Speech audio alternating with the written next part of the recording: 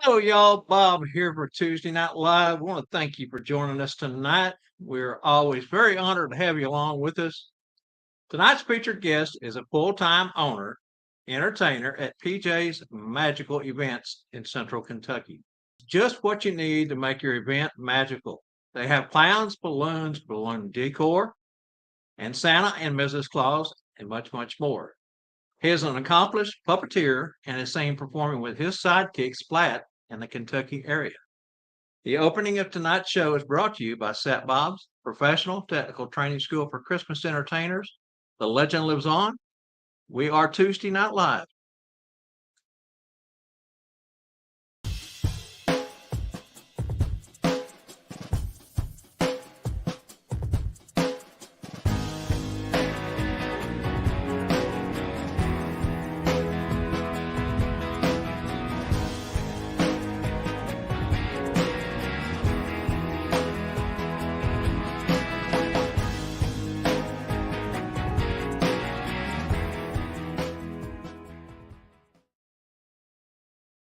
All right, now let's get going here because this portion of the show, we introduce my partner in this mess we call Tuesday Night Live.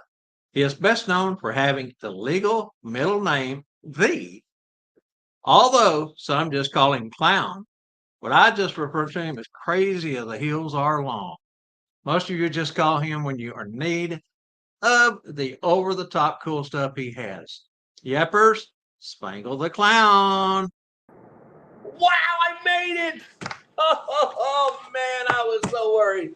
I'm banging the phones on the table. We are traveling. I forgot the device that I normally use. One time I tried to shut up some videos on this phone, and I shut up third stream apps or whatever, and I can't get no sound out of them. But hey, I'm here. I'm excited. I didn't get to talk to you guys in the green room, so I guess today you were blessed a little bit. We are, and you guys do not know, but 7:02 he slid into the studio, and it's 7:03 now. So he came in sliding and stirring up dust and smoke, and knocked over a couple of tables as he came through the door. And I'm gonna have to reimburse the hotel on the lamp you broke. But anyway, Boy, you ain't kidding. yeah. So we got a great guest tonight. And We do? can't wait to get started. But before we get started here, we want to say hi to Angela Mack, our producer, my favorite daughter, as I always like to say.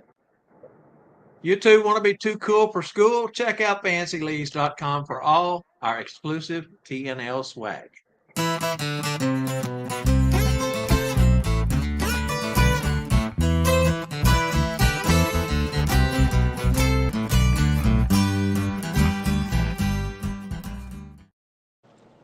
All right, before we go any further here, Tuesday Night Live and the Bob Randall and Company live show both are in need. That's right, we are in need.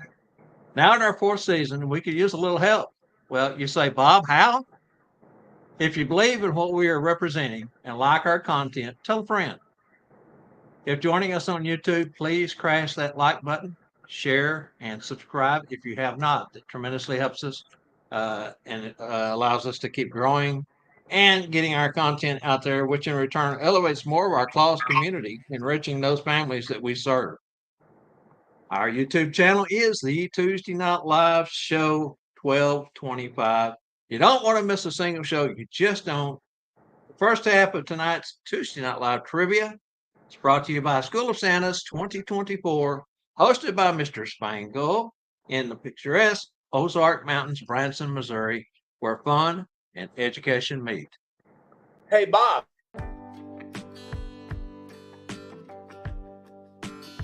Noah Lott reporting for TNL Chatterbox News. This year School of Santas will be held July 18th through the 21st in beautiful, picturesque Branson, Missouri, right in the heart of the Ozark Mountains. If you've been before, then you know all about the 4 days of festivities that School of Santas is best known for. Each year the host facility, American by Wyndham, Branson and Conference Center is home to over 100 Clauses for the weekend and is centrally located in the middle of everything Branson.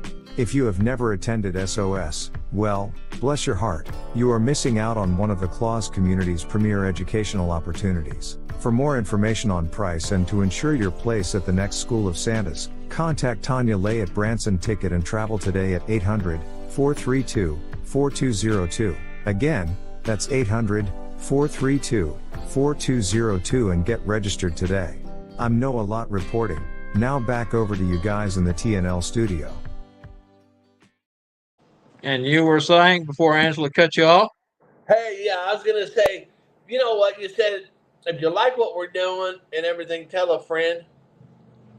Well, how about this? You know, there's 2 different shows, so why don't they tell 2 friends? I like that idea. 2 friends, that's great. Hey, phone a friend, right? Remember the show, Phone phone a a friend? friend, yeah. Phone 2 friends. Yeah, Hey, was that the taxi show? I don't remember, but you know what? The old commercial where you tell 2 friends and they tell 2 friends and so on and so on. That could work too. Hey, before we go any further, Spangle, did you happen to have the new set of rules in front of you, or? I don't have the new set of rules in front of All me. right, well, here, let me run through these new rules real quick. I know we went through them last week. We went through them yesterday also, but again, these are our new trivia rules. These are effective April 29th, which was last week. There's only 1 entry and 1 winner per household per game. That means that you can play the first game tonight, the second game tonight, and or the game on Monday. We're calling them games, just trivia questions. It's kind of considered a game. No copy and paste. We only need the answer that is asked for. If it be 3, 5, 7, whatever it may be, when you fill in the blanks. Timeout has now been extended to 6 weeks or 42 days after a win. And we explained last week for the reason for those who may not be have watched last week or yesterday. When you put a whole bunch of stuff into the comment box, Angela has to try to decipher through all that to find just the keywords that she's looking for, while her screen is still scrolling up from new comments coming in. And it really got to the point she was over pulling her hair out and she was mad at me. And I said, hey, let's fix this. So we did. And everything went really good last week, went really good yesterday. So thank you for your understanding and being patient with us as we continue to grow with these shows and try to make them better for everyone. All right, Spangle, are you ready for the trivia? Yeah, I think we're just putting it up on the screen, aren't we? Put it up on the screen. So let's go ahead and throw that up. Yeah. And now you said, in your last minute of sliding in to the hotel, did you have a hard trip coming down today from what I say down? You came from Missouri, you're in Texas, so. Yeah, no, we didn't really have a hard trip, but you know what? We took the more scenic way, which was really nice, and it was a great drive. But then we got into this 1 lane only because it's a 2 lane road, but 1 lane only because they're paving the road. And a mile long traffic doing 6 miles an hour. And we're trying to get to the hotel. And like you said, 7:02, I slid into the room, and 7:03, you were introducing me. Well, and on top of that, we talked about you coming the way that you always come, and coming into the Dallas-Fort Worth area during, from 3 o'clock on, really, you run into that bumper stopped, just from traffic congestion, everybody trying to go home. So you had figured out that you were going to take a different route, and I kind of told you last night, well, there's one road I know that's pretty direct, so we didn't think about construction, though, did we? Yeah, but we were going to do 59, but it's like 59 takes you to this road, this road, this road, this road, and Yeah, then you're back on 59.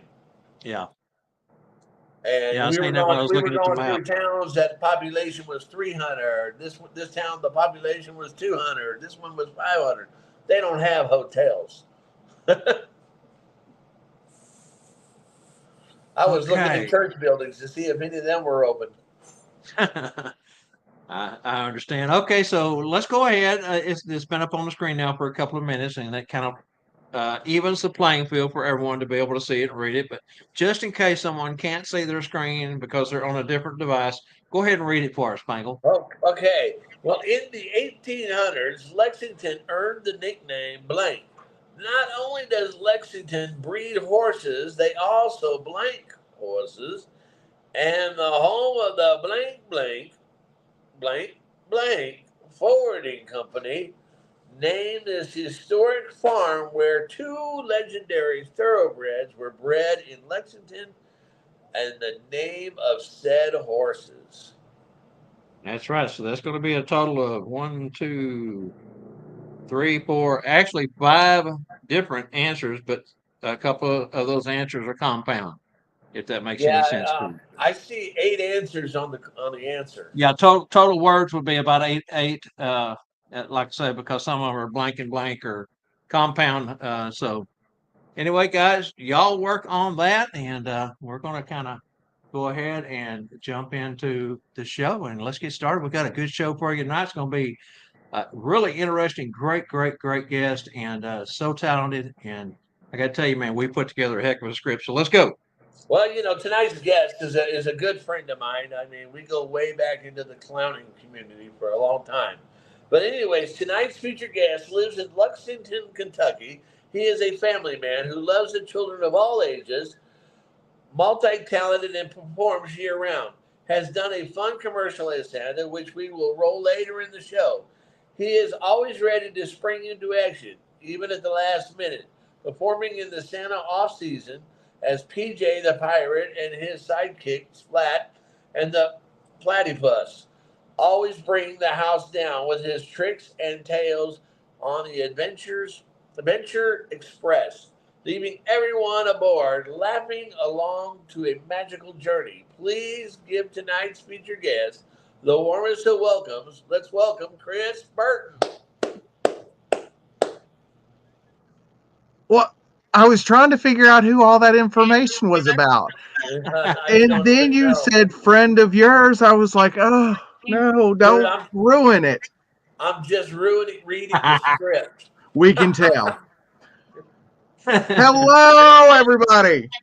Hello, Chris. Welcome, Man, Chris. it's so good to get you on. I know Spangle approached you here a while back, and you said, well, I don't know if I got anything to share. Brother, you got lots to share. We found that out with the questions that we were able to come up with. So we're going to get started. And if you got any Girl Scout cookies, share them too. That was my before production snack. Oh my goodness! Yeah, so you didn't get the You didn't get the cookies because you were out of town, Spangle. So I left them for Chris tonight. I guess. Yeah, and he said he didn't even receive the red and green M&Ms yet from you. Well, that's because I upgraded to cookies. Oh my goodness! See how that goes. Santa loves cookies, right? All right, Chris. Going back to your youth, what was Christmas like in the Burton household, and do you have any siblings? There is 4 of us total. I am the youngest of 4. I have a brother and 2 sisters. One is in Florida, one is in Bowling Green, Kentucky, and one is in Georgetown, Kentucky. We spent a lot of our holidays around our families. Christmas was great at our house, but I always remember Christmas at my grandparents'. I can very distinctly remember the house, and my grandmother loved teaching. She loved music, and she loved cardinals. She had a white Christmas tree that had black music notes, red apples, and red cardinals. And I can to this day picture that tree. And a lot of my love for Christmas came from my grandparents because every room in the house was decorated. And I carry on that tradition to today. Now, you being the youngest, who was harder on you, your 2 sisters or your brother? Ooh, at first it was the sisters, but as the brother and I got older and they were out of the house, it became him. I see.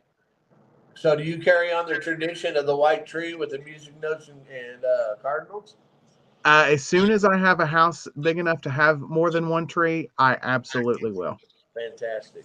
The tree behind me has actual not actual, but it has cardinals splattered in it. All right. So, Chris, what was your favorite childhood memory of Christmas, and what was your favorite toy or gift from way back then? Ooh, my favorite childhood memory. There was one Christmas we got together at one of our aunt's house, and I was younger, ages ago, and we were all there, and Santa came to visit, and nobody knows who he was or where he came from. To this day, everybody in the family still says they don't know who he was or where he came from. They said he was not part of the family. He was not asked to be there by anybody. And, to this day, we still don't know the mystery of it. And that's one of the fondest memories that I have.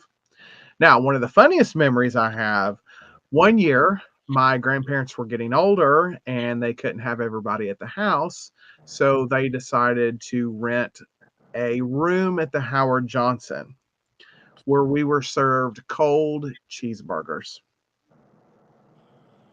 Hey, at least you're together. Yeah, exactly. Yeah, you said when you were younger, ages ago. I think we were all younger, ages ago. Yeah. Also, Chris, how long have you been portraying Santa? And tell us about donning the red suit for that very first gig. So my oldest child is 14 this year. And one of the very first jobs I had, my dad worked for a children's shoe store called Howard Curry. And it's well known in the Lexington area. They have a talking tree. So after you would get your shoes, you would leave the store and the tree would talk to you and tell you goodbye and everything by your name. They had Santa in front of the talking tree, and I have a picture. I was not able to pull it up for you guys, but I have a picture of Micah sitting on my lap, and it was his first Christmas, so 14 years. Pretty cool. Pretty cool. So what did you learn? What did you most learn from your first gig? And what, if anything, do you wish you might have done differently on that event? I learned very quickly that I have no disrespect to any Santa Claus or Mrs. Claus. I learned very quickly that I was not a mall Santa. I am not one to sit there hours on end. I enjoy spending time with kids and families more one-on-one than I do just running them through the mill. I wish I'd taken more time with those very first families because it was a first experience for me. What is it, maybe a few things that makes you continue to want to be Santa every year? It is that feeling when you walk into a room and you see not just the child, but you see the adult. And even more so when you see an older person like a grandmother and you just see their face light up. There's nothing more special to me than that moment when you first walk in the room. I find now that when I look for that older person, I'm like, oh, they're like my age now. Getting there. Yes. All right. That's so true, Spangle. So true. So, Chris, what has been one of the most rewarding and memorable moments you have had as Santa? So one of the first years, I started growing a real beard because for a while I was a skin chin. No disrespect to my fellow skin chins. I still love you all. I was. Yeah, exactly. I was at a big box store. I understand I'm not allowed to say the name. And I had 3 children, 2 boys and a girl, and maybe 10, 11 years old, and assumed they were, brother, sister, and everything like that. And the mom was over talking to the photographer and the set manager, and I could tell something was going on. And one of the helpers came over and said, "Your job is to make sure that the children look at the camera the whole time." And I said, "Okay." So I saw a helper come over and she had 2 signs in her hand. And she goes behind the chair and she puts those 2 signs up over the chair. And they said, "Make sure the kids look at the camera the whole time." And I was going, what is going on? I look out at the line of people and I can see tears coming down other mothers' faces. And I was like, what is going on? What just happened? They took the picture. I stood up for a minute, walked over to the camera booth. The kids were away playing in the children's area for a few minutes. And I said, what has happened? And the mom was standing there and she said, "That little girl is our foster daughter." And she said, "We just found out that we get to adopt her." She said, "The 2 signs behind you were a surprise telling her that she is going to become our child. And they won't get to see this picture until Christmas morning. Wow. And that's the most memorable. And that was probably 10, maybe 9, 10 years ago. You're going to make a Yeah, puddle out of my let's stay with eyeballs you. right here. Yeah. So, what happened that made you want to portray Santa? Was it something inside you, or was it an outside influence? It has always been something inside of me. I've always enjoyed doing children's and family entertainment, and I always loved Christmas. So when I realized that the two could combine, I thought at 14 years, I thought at my age when I started, I thought there's no way. And with the help of several others, I was able to start, when I did, and just continue to grow each year. But it was a calling. It was not something I just said, hey, I want to do that. It was something, it was inside of me. You can tell it Yeah. wasn't me calling because you wouldn't have answered that call. Normally I block them. Yeah, I had a similar track also. I knew at a young age that I wanted to be, but I had this preconceived notion that you had to be in your 50s or 60s and naturally white bearded. And, I didn't know that you could, there's some guys now starting in their late teens, 20s. And, even if they are skin chin, as you say, with the different beards that are out there nowadays, man, I tell you what, they look fantastic even at a young age. Uh, I put a little makeup on around the eyes Oh yeah. and throw the garb on, and it's amazing. I wished I had started earlier. Is what I'm getting around to. So, what was the most unique item a child has ever requested for Christmas from you, Chris? Oh, oh man, I gotta think about that one. Something that's fun, and it's not necessarily a unique item, but it's always fun every year to see the simple toys get asked for. You get so used to the technology and all of that stuff, but then you have a child come up and go, I want a yo-yo. And you go, "Oh, what? You want a yo-yo? What's You a know, yo-yo? yeah, what's a yo-yo? I love it when the older original toys start to make a comeback. And just the past couple years, I've really started to notice more of that. I don't know, maybe culture is changing a little bit, and parents are explaining more about what Santa should and shouldn't bring. I've seen that go around several times. But man, what is the most unique? Oh, I did last year. Speaking of horse country, I did have a little girl. I do two events at a country club. It's called Spindletop Hall. It's part of the horse tradition here. A husband and wife were going to build this beautiful house in Texas, and the husband passed away, and the wife loved horses, and she decided that she wanted to build that house in Lexington.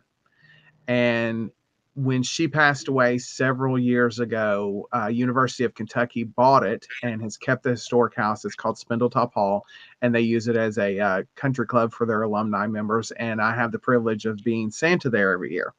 So that gives you the type of crowd I'm dealing with. I had a child last year ask Santa for a new horse. And your response was, My response was, I will have to talk to your parents about that. It's very hard for Santa to put any kind of animals on the sleigh. You see, the reindeer get very upset and very jealous if I put any kind of animal on the sleigh. So when it comes to animals, I always check with mom and dad first. good answer. Good answer. So, Chris, tell us what approach to being Santa you took. Did you jump in cold turkey, or did you talk to somebody, or did you like stick a toe in there, or what? I talked to several people at the time. I was working for a costume shop, a costume rental business when those were still a thing, which I know there's still a few around. But we had several Santa suits, and I was, interested in it. And several years, when I was 19 years old, I actually worked for Cherry Hill Photography back when they still had the Polaroid photography. Wow. And yeah, that's how long ago it was. And I started working for the set at either Easter or Christmas of that year, and got to see the impact that Santa had on the children and the families. And I said, I want to be part of that. As much as I enjoyed taking the pictures and being on that side of the camera, I got to see what was happening on the other side.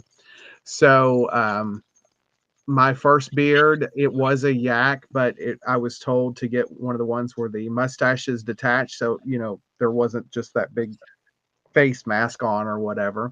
So I did kind of go into it cold turkey. I hadn't had any training or anything like that. One of my first training official events that I went to was a free one-day thing they were doing in Santa Claus, Indiana. That I met Philip Wins there for the very first time. Very cool. So, what is your favorite type of event? The one that you get the most enjoyment from? When I get to do a performance based, when I actually get up in front of the group and do some of my magical storytelling from the North Pole, it gives me an opportunity to show more of the character of Santa and not just have to sit there and take pictures. Very good, Chris. When you told Heather you wanted to portray Santa in the beginning, what was her reaction? Well, she was already into the clown world when we first met. She did not like clowns. She was actually scared of clowns. And she came to a couple of events with me because at that time I was doing a lot of ministry type work with my clowning.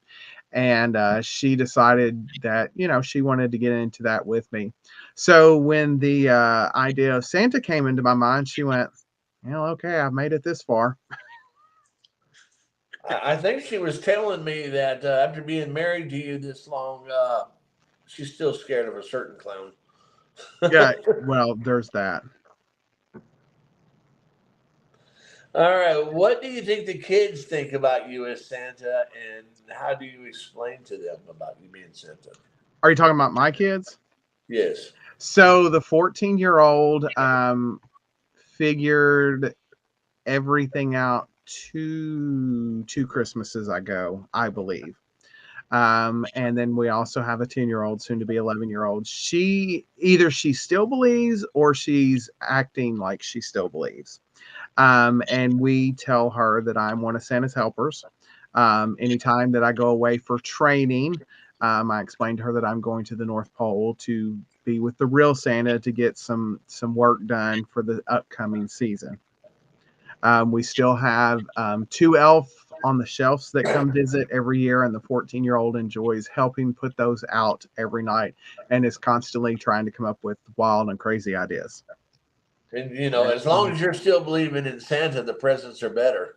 That's exactly right. I stopped getting socks and underwear at this point. Our bad ties. Yeah. Okay, so who or what has been your greatest influence on your portrayal of Santa? Oh, there is several. I'll tell you one of the very first people that I ever talked to, and he was the one that helped me get my first outfit and told me all about the beard, was Lee Andrews. He said, we talked, and if he's on here, gosh, that was years ago. He said, don't get one of those beard mustaches sets that are together. He's like, you can order this, and this. And that was the very first one, like I said, that I ordered that had the separate mustache and the beard. It still had the attachment, the elastic stuff up here. That's what happened up here. All that elastic took this off, by the way. If you're wondering. I kind of thought you were going to say maybe Tom King. Well, there's that. Tom King was one of the first influential ones. I was part of Kentucky Clown Derby back then, and he talked a lot of it into me. Leon McBride, several years ago, was still doing a thing at in Buchanan, Buchanan, Virginia, at a camp, a weekend thing. So I got to spend some time with him and Steve Gillum. So there's been several that I've really latched onto over the years that have helped me and given me a lot of great ideas. Great mentors and influencers right there, a whole host of them. Also, Chris, have you ever had anything not go as planned during a performance? And if so, share that with us. It wasn't a performance. It was one of my first years at the big box store, and a agent had placed me in Louisville, Clarksville, Indiana, like for Friday, Saturday. So she put me in a hotel, and like Sunday morning, I got up, I got ready, and I headed over to the Bass Pro Shop. It was almost in the same parking lot, the big box store. Sorry. Sorry. And I get there, and there's another guy walking in the door. And I went, my schedule says I'm supposed to be here. He said, my schedule says I'm supposed to be here. He was in Cincinnati and lived in Cincinnati. Somehow the agent had me going to Cincinnati that day and him coming to Louisville, even though he lived in Cincinnati. I never thought anything about it because I was already housed in Louisville for the weekend, and I just thought, well, so that was my first big flub of not paying attention. And the manager at the store in Cincinnati, he was just excited when I got there. He was happy to see me, but oh, was he not happy? Anyway, it wasn't with me. So, but that was my biggest flub up I've had that I can think of. Well, did you go back and talk to the agent to make sure that the wires just didn't get crossed and y'all were supposed to be where you were or weren't? This agent said, well, it was on your schedule. Oh, yeah, okay. So standard caveat. Yeah. So who's your favorite reindeer? Oh, Comet. Comet is my favorite reindeer. Comet gets in a lot of trouble. And he and I spend a lot of time together because he has to come sit next to me beside my work desk because he's always doing something. Yeah, the other day, Mrs. Claus was fixing me the biggest, best, fresh, hot pepperoni pizza. We don't have Papa John's, Domino's. We don't have any of that at the North Pole. Well, Mrs. Claus fixes the pepperoni pizza. She takes it out of the oven and it's so hot, she puts it right on the edge of the kitchen window. The smell of that pepperoni pizza comes out and it goes over the snow, over the fence, and right into the nose of Comet. Comet comes flying out of that reindeer stable. You know what he does? He jumps up in the window and he eats the whole pepperoni pizza. Now, if you can imagine, pepperoni is not good for the reindeer. And he's always doing stuff like that. So he's always getting into trouble. So we spend a lot of time together, and I have a lot of extra time to get to know him. And that's why he's my favorite. Very cool. Real quick, comment just popped up. Debbie Neely down here in Texas, her husband Randy had surgery today, and she just put up that her patient is there with her too, but still a little out of it. So congratulations on a successful surgery for Randy Neely. We were praying for you, brother. Well, we all know Randy. We all love him. So surgery or not, he's always a little out of it.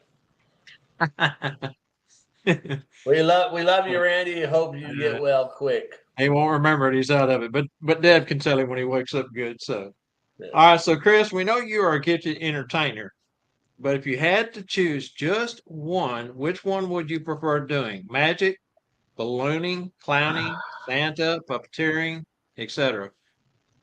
As much as I love my library shows in the summer and seeing the faces of the children and hearing the laughter, I have grown to love Santa that much more.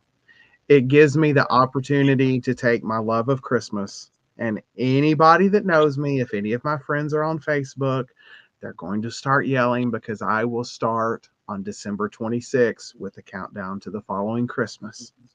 So I get to take my love of Christmas and my love of performing and combine them both together and share the love and the hope and the magic that only Christmas can bring. There's just something about that time of year and being able to do what we do. Very, very, very true. Yeah, I mean, I've been told, I don't know for sure, but I've been told that it goes like this in the hierarchy: Jesus, Elvis, and Santa. Now, I'm not sure about the second and third one there, but you know, who It knows? depends how old you are. I guess Huh? so. I guess. Depends how old you are. If Elvis or Santa comes first, out of those two. All right, so everyone stick around because I just want to mention before we go to break, in the second portion of our show, we will be going out to the audience for your questions and comments to Chris. So stay with us. Right here's a good place to take a break, Chris. This is what we call halftime, and Spangle always has a product announcement. So stay with us. We'll be back on the other side of this.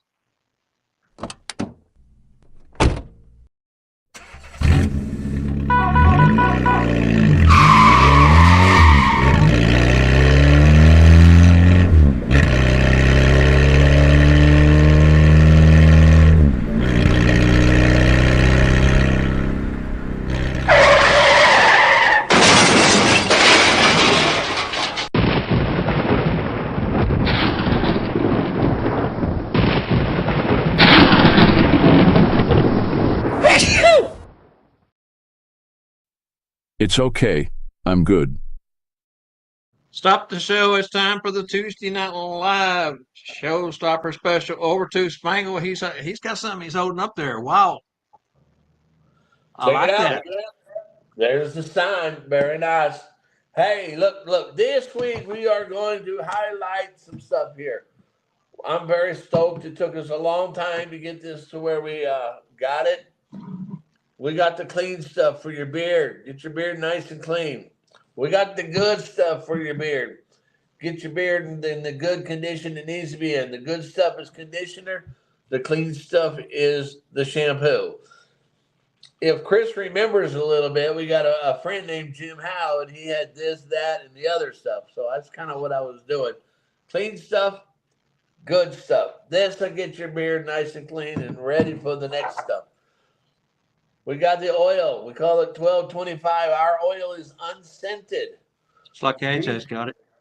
Yep. The shampoo and the conditioner unscented. 1225 because I believe on Christmas Santa needs to be stealth. Okay, now I have talked to a lot of people. Beard oil, hence the name, is not for your beard. Beard oil is for the skin underneath the beard. Then the balm is for the beard. We have 1225 unscented. We have Santa's tree. This stuff is knocked out of the park. It is the aromas, and these are so good. Look at that. We have peppermint sticks. We have hot cocoa. Now, if you let your friends smell this, you got to make sure they are not going to lick this. You don't want them licking your balm. This stuff, it'll make you think you're going to eat some chocolate. Bob, you've smelt this stuff, huh? Is it good?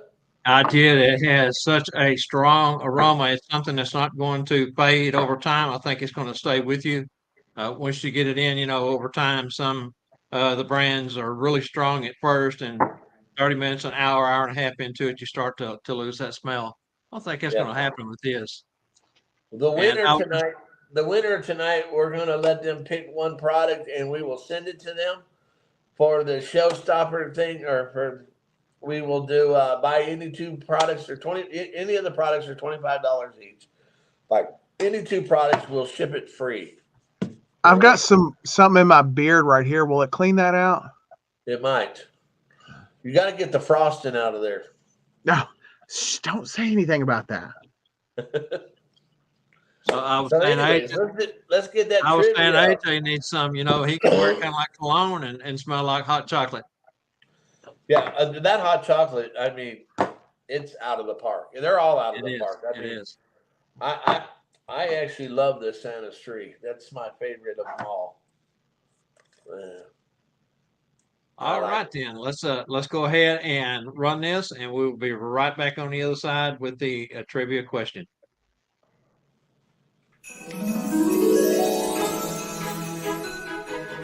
Oh, hello there. Yes, of course, it's me, Santa Claus.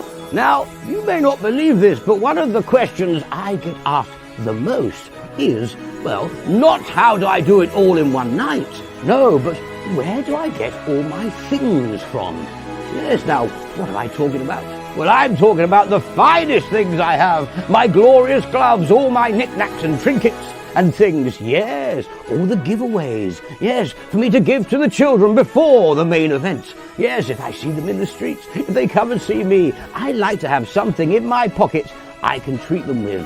Yes, and there's one special place where I can find all these magical goods. And that is, of course, stuffforsanta.com. You should head there now and see what magical gifts you can find. Mrs. Claus, have you got my ice pad? Yes, log me on. I'm going to have a look. I shall see you there. Stuffforsanta.com. Merry Christmas.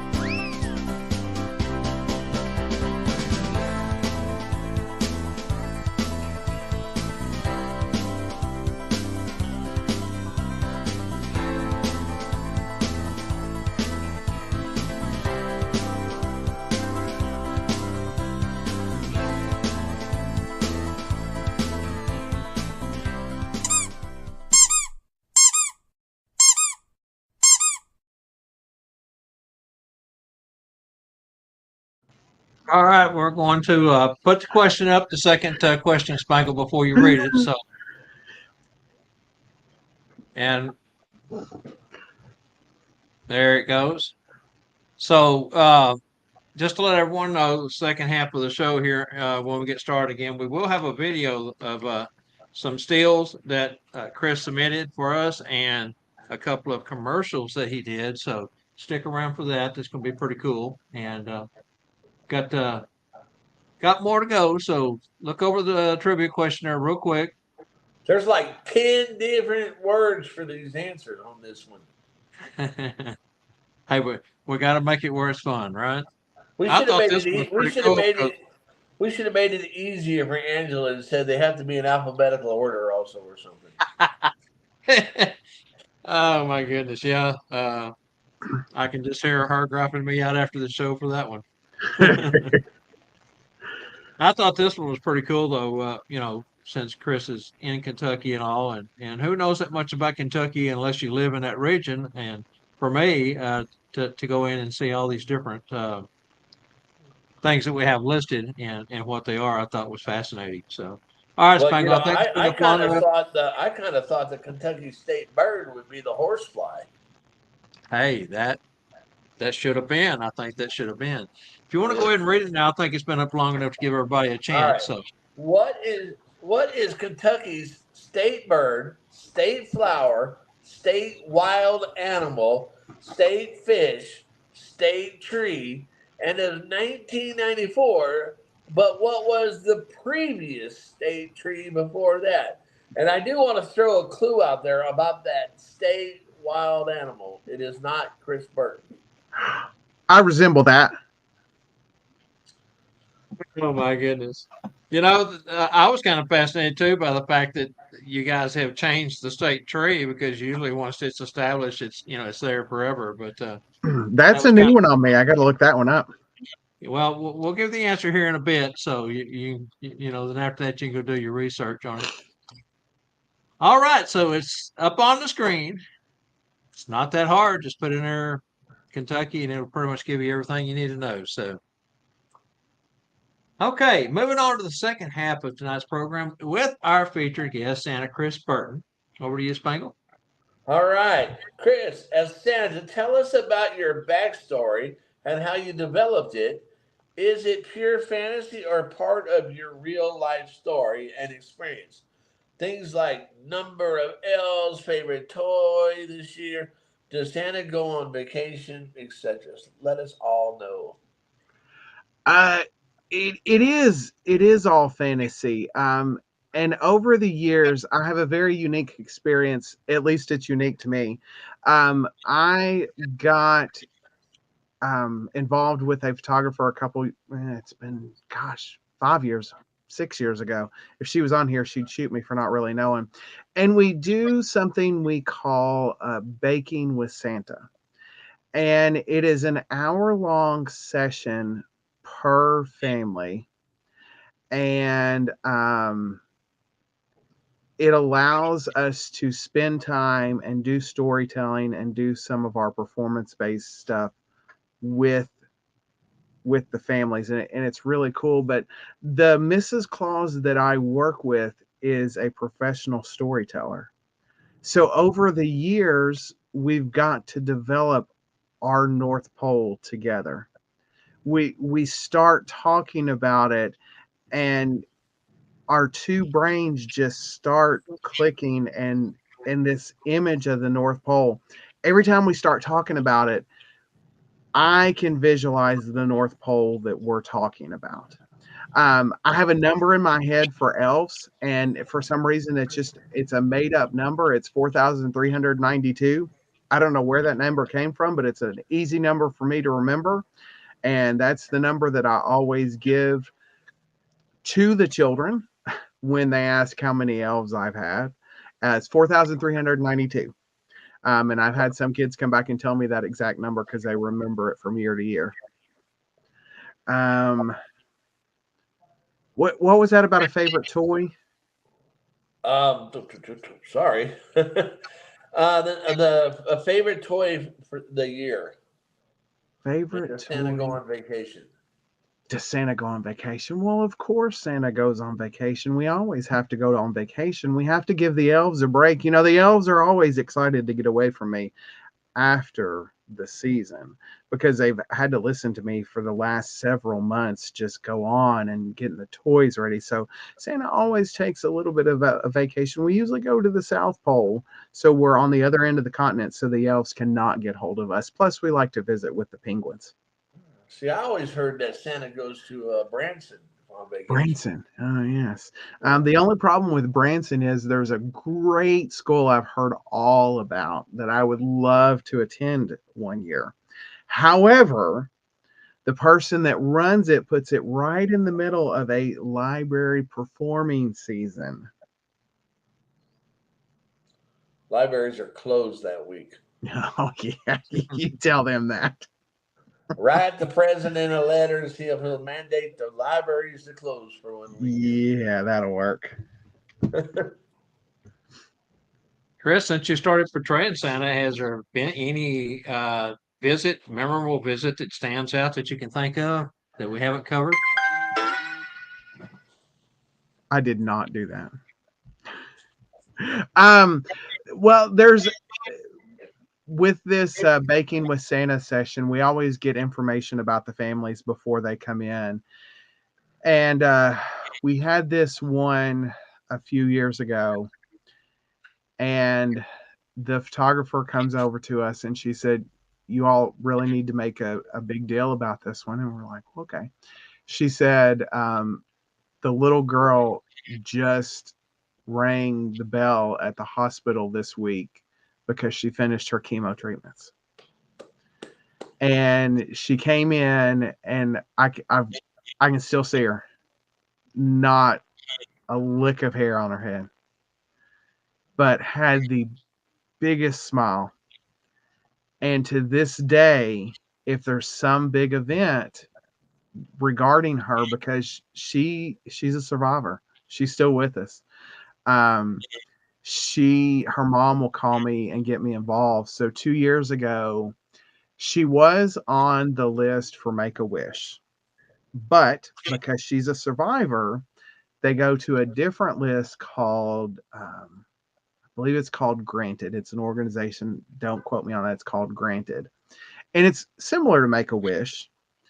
And her mom called me and she said, Granted has given Leora, she wanted a trip to Disney World, like a lot of kids in that situation. And she goes, we're having a school assembly, a school chapel on whatever date this was. And this was 2 years ago, I believe. And she said, we want Santa to be the one to tell her in front of the whole class that she gets to go to Disney World.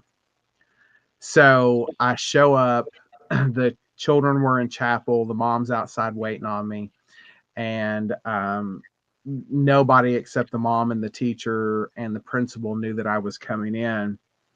So everything gets quiet. They said something about we have a special announcement, and I'm coming down the aisle in full Santa garb with the bells. And they had a little bit of a script I had to read to tell her. They brought her up on stage. They had a box wrapped with a certificate inside that says your wish has been granted. You and your family are going to Disney. And I got to present that to her. Cool. Now, here I am in full gear in front of probably 200 kids and tears just rolling down my face because one, that mom remembered me and remembered the impact that I had on her child. And two, I got to be a special part of her life, not once when she rang that bell, but twice when she found out that she got to go on a trip with her family. So to me, it's moments like that I get to be involved with that make it so worth everything. It validates it all right there. Yeah, great job. That's a great story. Very good story. So, Chris, share with us some of the different schools and the training that you've attended, and what is the one thing that you found most helpful at these schools?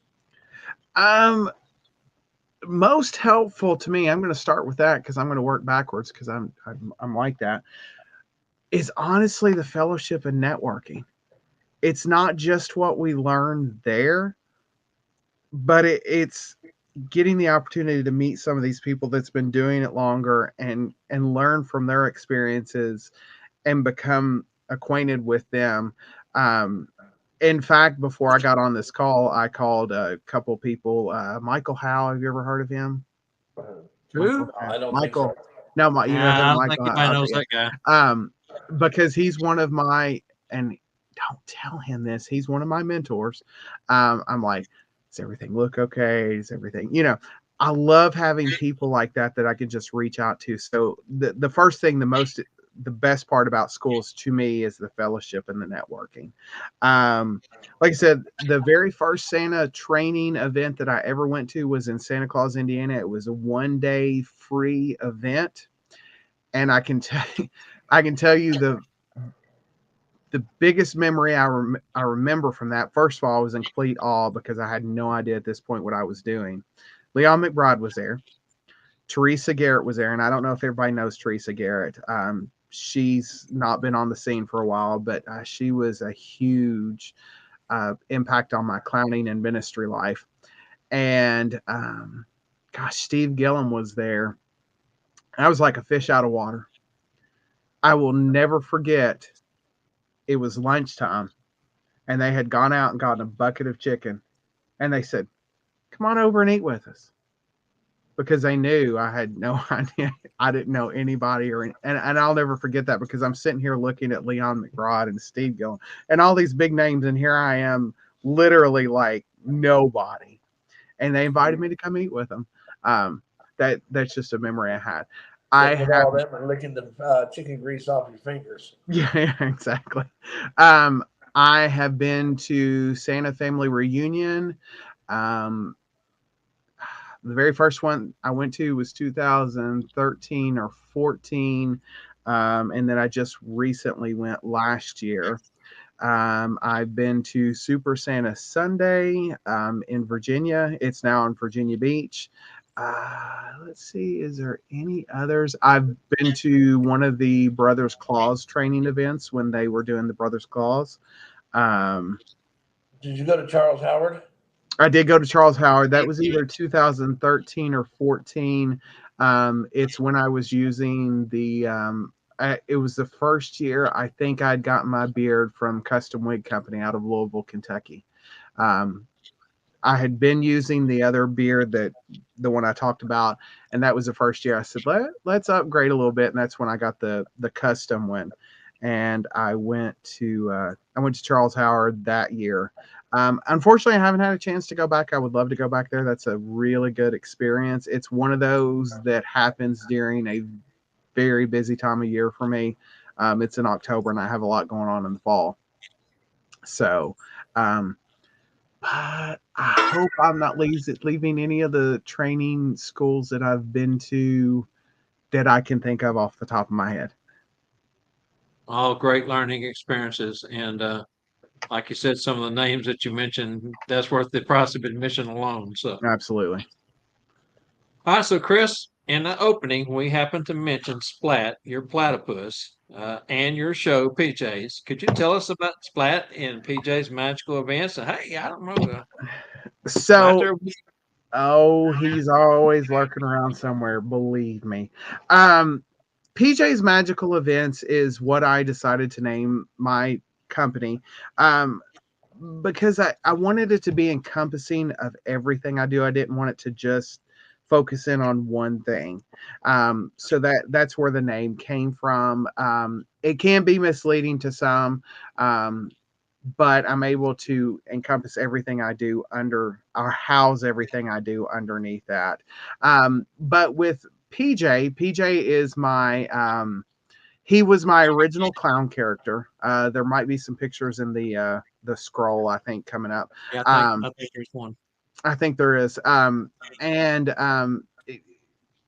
when I first started clowning, one of the things we were taught was coming up with your name and everything. And I took a class from some very great mentors.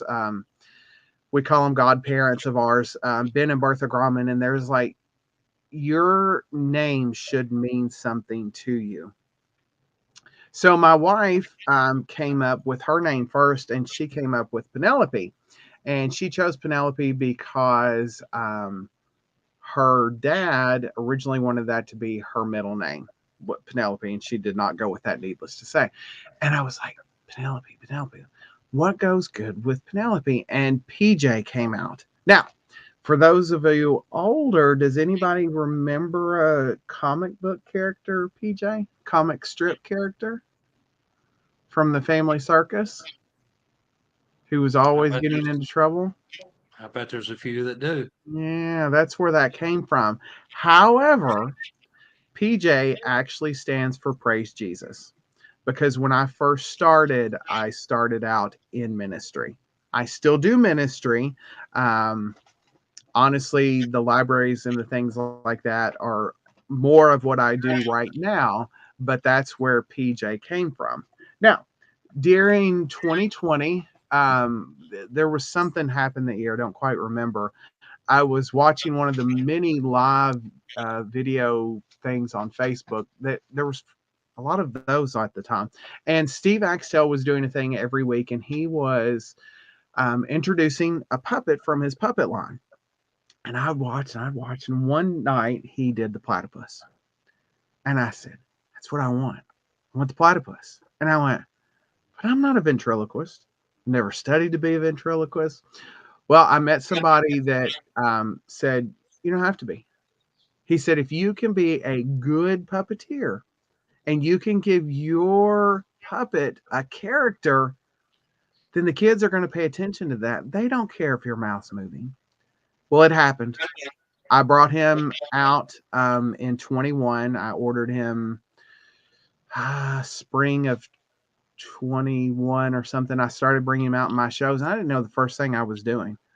He developed his own character, and he just went from there. At this point, I cannot go do a show without him. They automatically ask where he's at and if he's coming out. So he always comes out and hello. Uh-oh. Is that Santa? Oh no. Splat, it's gonna be okay. Santa is just here to check up on you. Check up on me. I haven't been good. You've been pretty good. You've been learning your ABCs. You're almost done with school. How about we give you a little test? A test? Oh no. I promise you it's gonna be an easy test. It will not be hard. We're gonna have it over the alphabet. Is that okay? The alphabet? Who's that? No. Not a person. You know the alphabet, like the ABCs. D-E-F. You mean there's more? Yes, Splat, there's 26 letters to the alphabet. Here's what I'm going to do. I'm going to give you a letter from the alphabet, and what I want you to do is I want you to give me the letter that comes after it. For instance, if I say the letter A, you would say the letter B. Got it? Got it. Okay, I'm going to give you a letter from the alphabet, and you give me the letter that comes after it. We're going to go towards the back of the alphabet, about halfway through the middle, and I'm going to give you a letter, and you give me the letter that comes after it. How about the letter O? O. Okay. Now, Splat, not okay. Listen, I know it's late and it's getting close to your bedtime. Let's try another letter. Let's go back to the beginning of the alphabet. How about the letter I? I see. No. I see. No. All right, you're doing really good. How about we give you one more letter? We'll go back towards the back, and how about the letter P? P-U. Hey, that's not nice. Did you just say I stink? You're awful. All right.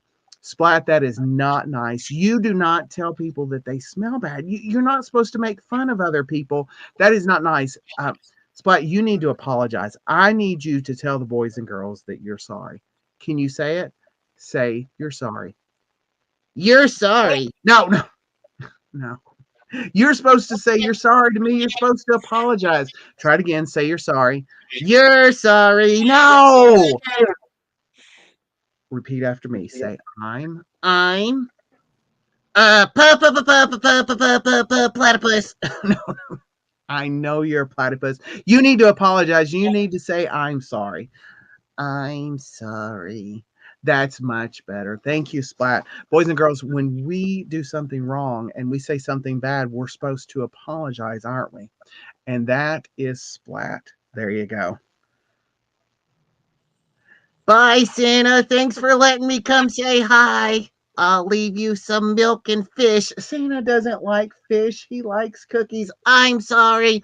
I'll eat the fish and you can have the cookies. Bye, everybody. Bye.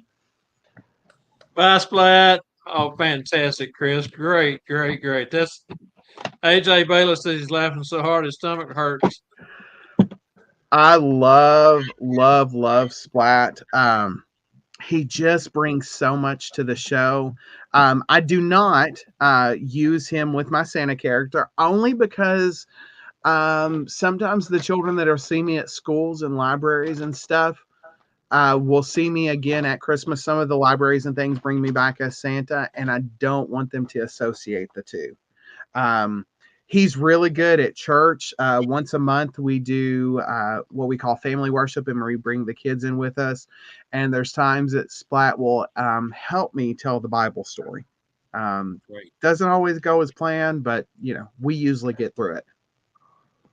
You said you didn't know anything about being a puppeteer.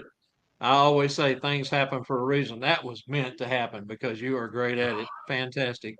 Splat's amazing. He's so much fun. All right, I'll tell you what we're He going to do kind right of here. made you look good. Wow, yeah. I don't know about that. That's going to take a lot of work.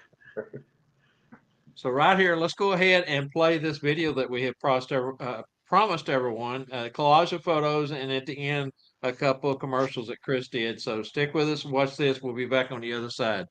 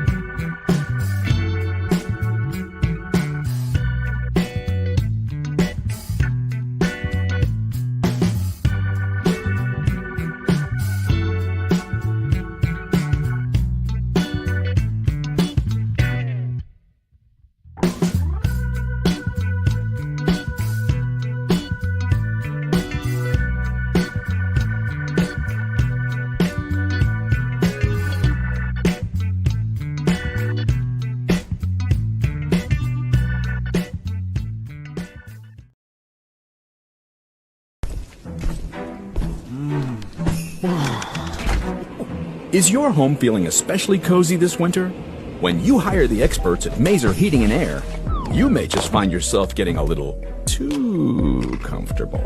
Right now at Mazer, get a free furnace when you purchase a complete HVAC system. Santa.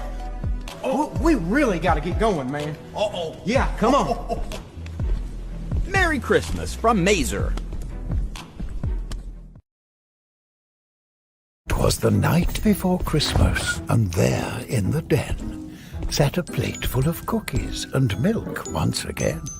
And to what was this sound to his ears should he hear but the twist of a top, and little Sally would appear. As Santa reached for the bottle, he knew in that moment sweet Sally would get whatever she wanted. Take home a taste of home.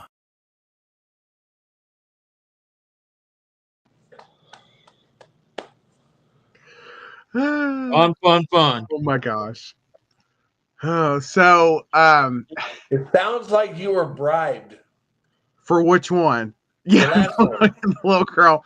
That 30-second commercial. How long did it take to do that? How long did it take to tape that? 8 hours. Very close. It was 7 hours and something. One of the producers that works for that company, it was his parents' basement. Now he's an older gentleman, but his parents decorate the basement for Christmas. And he's like, oh yeah, sure, this would be a great spot. It was like one of those days in Kentucky when it was like still 50, 60s degrees, so older people, they did not have the air on. They would turn the smoke on to get that haze effect. The whole room would fill up. The part where the scroll is rolling, what you don't see behind the camera is the director holding a hairdryer, making that scroll roll right to my feet. We had so much fun with that commercial. L8 is a drink. I am right outside of Lexington, in Winchester, Kentucky. And literally, it's like, how everywhere surrounding Atlanta is a suburb of Atlanta. This is kind of like what Lexington, there's Winchester, Nicholasville. We're in Winchester. And that drink that the commercial was for is called L8. It is a ginger ale type drink is the only way to explain it. It's an acquired taste. You have to try it, and either you like it or you don't. And the story goes that the company that was making it was putting it into the state fair that year, and they were getting it ready, and they did not have a name for it, and it was almost too late. So since they were getting it late to the state fair to be judged on, it was a late one, and that's where the name L81 came from. Very nice. I've actually had that. Ah, do you like it? Yes, I do. Yeah, it's good. We like it. I think I came to your town and did a Mexican restaurant, and Ah, I think they had a bottling plant or something right next to the restaurant or something. yeah, the bottling plant. I know exactly where you're talking about. The bottling plant is right there. During the week, you can take tours. They have a little store where you can buy stuff. I think that was a story that you said. Well, they won't let a balloon guy come to the restaurant. Yeah. Oh boy. Yes.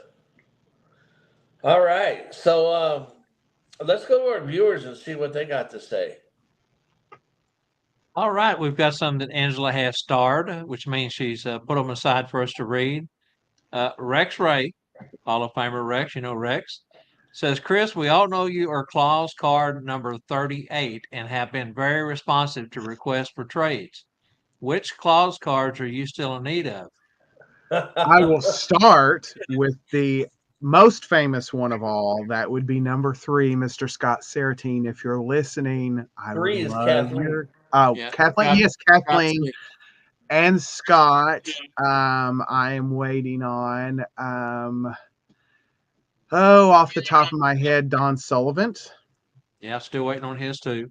Is it the Rushes? How do you say that correctly? RUCH? Yes. Yeah. Rush. Yeah, I'm still Yeah, waiting Elizabeth. on theirs. Yeah. So I'm getting there, but Well, it's been in fun. their defense, they have been moving and they haven't Yes. packed away. Yes. Yeah. Yes. In Scott's defense, there is none. And he's watching, so and Hi, every show Scott. someone asks. Now, he did give me a few Oh, when we were in Memphis at the ISC, and I've already mailed most of them out, but I do have one, Chris. Send me your address and I'll send you one of his cards. well, I get that with the red and green M&Ms and the paycheck. Hey, there you go. Absolutely. Fantastic. All right, so moving along on these questions we have over here. Santa Doug and Jen wants to know, Chris, do you use your puppeteering with your Santa performance? I think you already answered that one earlier. I don't use Splat. I do have an elf puppet that I have not put in yet. To me, I just haven't got comfortable with Santa and a puppet, and it's all personal. It's nothing against anybody that does it, because I've seen some people do it great. It's just not where I've taken my Santa character. Counting how many of these cards I got left. I got 7 of Scott. I got 7 of Scott's cards left here. So Woohoo! I know there's going to be others want one. So anyway, Ugh, but I'm going to make him do it first. that's funny. It's his responsibility, right? That's right. Yeah. That's right. I'll send you one, Chris, just because you're a fantastic guest. All right, moving along. Jerry Kyle wants to know, what other puppets do you use? So one of the first puppets, well, the very first puppet, there is a guy by the name of Steve Kissel. Do you know him, Spangle? Have you ever heard him? I don't know the guy. Yeah, Steve somebody. Not in public. Well, anyway, he's got a great friend named Dave Risley who has a Rabbit in the Hat puppet, and everybody that knows Dave Risley knows Rufus. And one of my first puppets was a Rabbit in the Hat. It was a completely non-speaking character. I went from that to a monkey, and I still actually have the monkey. The monkey's name is Earl. Earl will make appearances at birthday parties and stuff. He likes to try and blow up a balloon. He is also a non-speaking character. So I've still got the Rabbit in the Hat. I've still got Earl, and then of course now I have Splat. And I think anybody that knows Dave Riz has that exact same puppet too. Yeah, exactly. I have 1 or 2 of them. Yeah. Okay, looks like got Larry Davis here in North Texas, and Santa Mark over in Alabama, and Randall Santa Checkerlee up in Michigan. All say great story, touching story, wonderful story. That's referring to the girl with the that rang the bell. Oh, awesome. All right, here you go. Here's the Kind of culprit. looks like we got what 17 people now asking for Scott Saratine's card. I was going to say, here's the culprit. Santa Scott says, Chris, could I recommend School of Santas in Branson and North Pole Cornerstones? I would love to come to North Pole Cornerstones in Texas. I have not had the pleasure of visiting Texas. San Hopefully Antonio is a one day. great destination, and I tell you what, we'll talk more about that. Maybe we can get you down with Splat and do a little performance. That Wouldn't would be a cool? lot of fun. That would be a lot of fun. And AJ Bayless says, Bangle, bring Chris in as entertainment for this next year. So that's Branson again. Tanya Hampson We'll make his says, sides hurt. yeah. Tanya Hampson says, fabulous, all of it, talking about the video and everything that you've talked about so far. Deborah Kaiser says, nice commercials. Carl White says he loves the AL8. L8. I believe is what he put there. Woohoo! Right one. AJ says, Chris, I need yours, talking about your Claus card. Okay. He has ordered his in Branson. So we'll send Tell you mine as soon AJ as he I get needs to them. get his. Tell AJ he needs to get his cards before he gets yours. Well, Connie, because AJ has no concept of money. So Right. Connie is mom. Mark Rector says, Chris, need your card. Message me. You have to fill out forms for everybody, but me just sent me your address. So yeah, some guys are starting to do the forms where you have to fill out a form on a page. I think the messenger still works great. Yes. Sal Indelicato says, last year I met Chris in Gatlinburg and gave me permission to get his Santa's Workshop backdrop. One of the best backdrops I've seen for performing. Good. Yeah, we have a a backdrop that pops up. It folds down real small, but the great thing about it is it's not reversible. It's interchangeable, so I can have different backdrops printed. So I have one for several different shows, and I had one I made a few years ago for Santa's Workshop. And I purchased the art online, and that gives me the ability to share it with some others. So. Okay, so Don Sullivan is watching tonight, and he said, in his defense, that he just had major surgery on his right shoulder, but he'll try to get the cards out. He promises. There we go. That's understandable, Don. We're not putting any pressure on you, brother. Hope you're doing well, Don. I'm 6'5", having a complete set up to the 56 that are out there as of now, so I'm in no hurry. Wow. Rex says, yes, I know several that are waiting on Don's. Of course, we just went to his defense on that. Santa Scott says, now take this to heart, guys. If anyone wants a number 6 card, please email me your address at santascottok, standing for Oklahoma City, at gmail.com. santascottok@gmail.com. We'll see if we can get him off high center. Good luck. All right. Don says, thank you, by the way, for our response to that. Okay, that's gotten us all the way through all of the comments that we see. So right here, let's go ahead and stay with us. Chris, we're going to reveal tonight's trivia answers. Now, we have winners for both, correct? Yes. Okay, fantastic. So the schoolofsantas.com, the first trivia question, which gets your name in the hat for the Branson School in July 18th, 19th, 20th, and 21st. By the way, in the 1800s, let me grab my sheet here because that way I've got the answers. In the 1800s, Lexington earned the nickname Athens of the West. That was the first answer we were looking for. Not only does Lexington breed horses, they also fly, F-L-Y horses. And it's the home of H.E. Tex Sutton Forwarding Company, and that's the company that flies the horses. Then we asked to name the historic farm where 2 legendary thoroughbreds were bred in Lexington and the name of those said horses. That's Calumet Farms. Everybody's watched the Derby. They know Calumet Farms is a name that's brought up year after year.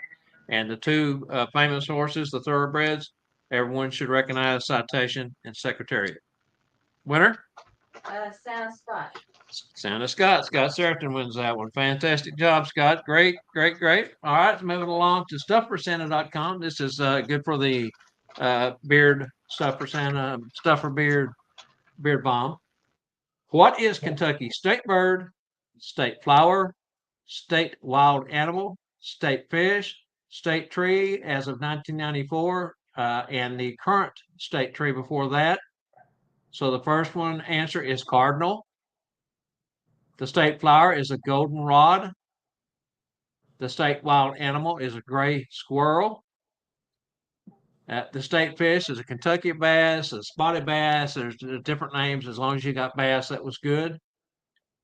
State tree is the tulip poplar.